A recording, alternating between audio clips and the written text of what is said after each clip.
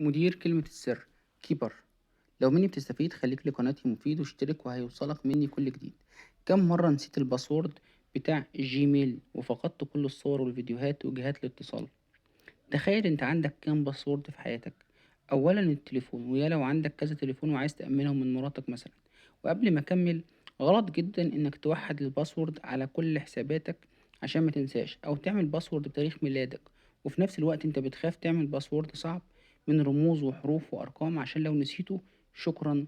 تعالى بقى اقولك ممكن يبقى عندك كام باسورد.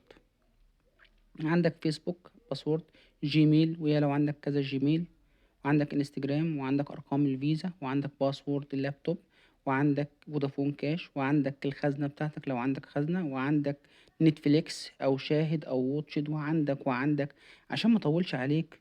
تقدر تحتفظ بكل الباسوردات دي على تطبيق واحد، تطبيق كبر. التطبيق ده محمله اكتر من 10 مليون مستخدم.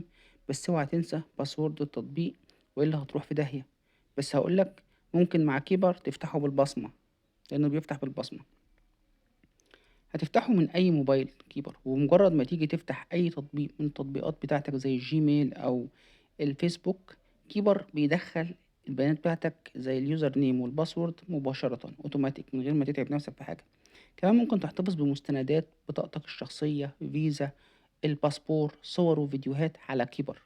كمان ممكن تضيف أفراد موثوق فيهم للاطلاع على البيانات الضرورية وحساباتك البنكية في حالة الطوارئ، زي زوجتك أو ابنك مثلا.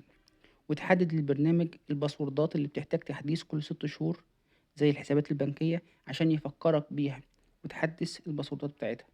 تطبيق سهل جدا، محمله 10 مليون، حجمه 37 ميجا. لو ما كنتش تعرف التطبيق قبل كده وعرفته من خلالي، شير ولايك وسبسكرايب.